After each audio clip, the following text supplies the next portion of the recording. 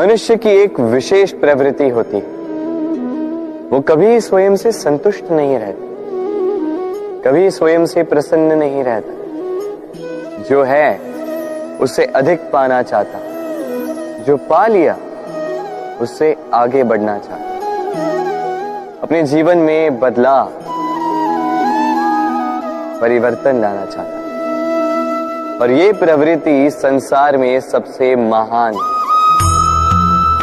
क्योंकि इसी प्रवृत्ति के चलते संसार में विकास होता है। किंतु इस बदलाव के लिए मनुष्य उसकी खोज में रहता है जो उसके जीवन में बदलाव ला सके, उसे मार्ग दिखा सके, उसके जीवन में परिवर्तन ला सके। और इसके लिए मनुष्य संसार भर में उसे खोजता है जो उसके पास है।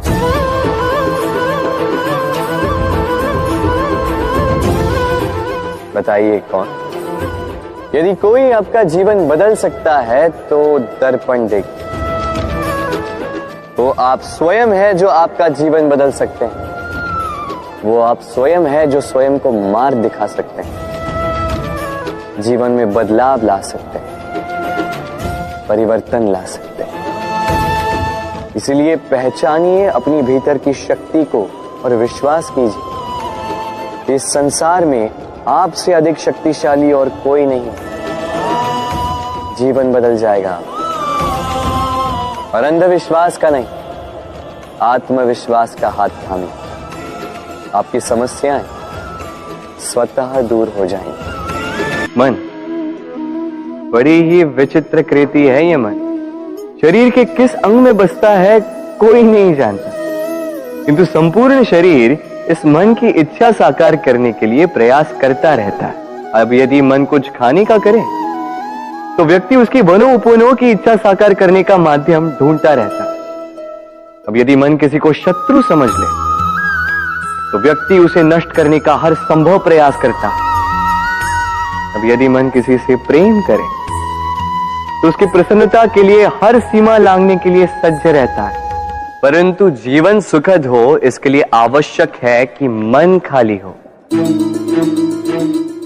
इस बांसुरी की भांति भीतर कुछ भी नहीं, न राग है न द्वेष, तब भी तार छेड़ने पर स्वर निकलता है। इसी प्रकार मन को भी भावनाओं से मुक्त रखना आवश्यक है। स्मरण रखिए,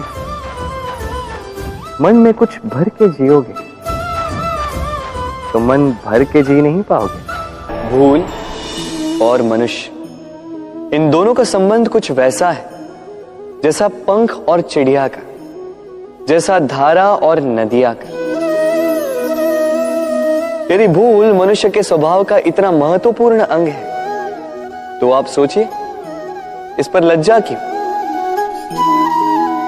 इस पर लज्जा करना ठीक है ही नहीं। वैसे देखा जाए तो भूल हमें स्वयं को और श्रेष्ठ बनाने का अवसर देती है,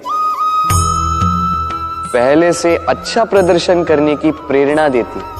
अब कदाचित आप में से कुछ इस बात से सहमत नहीं हो, क्योंकि बहुतों की दृष्टि में भूल दोष को जन्म देती है, दोष अपराध को, और अपराध के लिए क्षमा नहीं दंड मिलना चाहिए। किंतु क्या आपने कभी सोचा है कि ऐसा क्यों होता है? क्या कारण है इसका? इसका कारण है भूल स्वीकार करने से बचना। यदि आप कोई भूल करोगे और उसे स्वीकारोगे नहीं तो वो भूल दोष में बदल जाएगी, और वो दोष अपराध। तो साहस रखिए, अपनी भूल को स्वीकार करना अपनी भूल को सुधारने की दिशा में सबसे पहला कदम होता है। और स्मरण रखिएगा, यदि कुछ अपराध है तो वो है समय पे अपनी भूल ना स्वीकार। हमारा शरीर प्रकृति की सर्वोत्तम रचना है। जो अंग, जो तत्व हमें मिले, उन सब का अपना अपना एक संदेश है। दो आंखें दी हैं देखने के लिए, दो कान दिए हैं सुनने के लिए, नथुने भी दो हाथ दिए हैं दोहरा परिश्रम करने के लिए। किंतु जीव केवल एक। उस पर भी नुकीले बलिष्ठ दांत दिए हैं उनकी रक्षा के लिए। कभी सोचा है क्यों?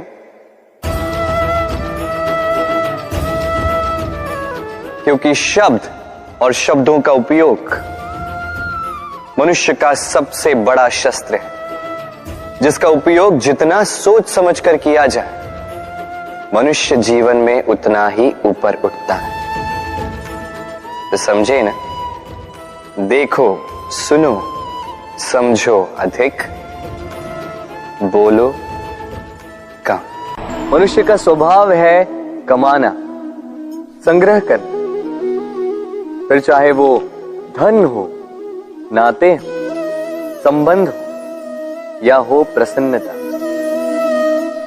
परंतु क्या आपने कभी सोचा है नियति ने यह संग्रह करने की प्रकृति मनुष्य में क्यों डाली? एक बीज से पौधा पनपता है, उसके भोजन से फल संग्रहित होता है। क्यों? इसलिए ताकि वृक्ष उसे स्वयं खा सके? नहीं, बल्कि इसलिए ताकि वो भूखे जीवों में बांट सके। अब आप पूछेंगे कि इसमें वृक्ष का क्या लाभ? लाभ है, क्योंकि जो बांटता है वो मिटता नहीं। जो फल ये जीव खाते हैं वो उसके बीजों को वातावरण में बिखेर देते हैं, जिससे जन्म लेते हैं नए वृक्ष। उसकी जाति, उसका गुण, उसकी मिठास अमर हो जाती है।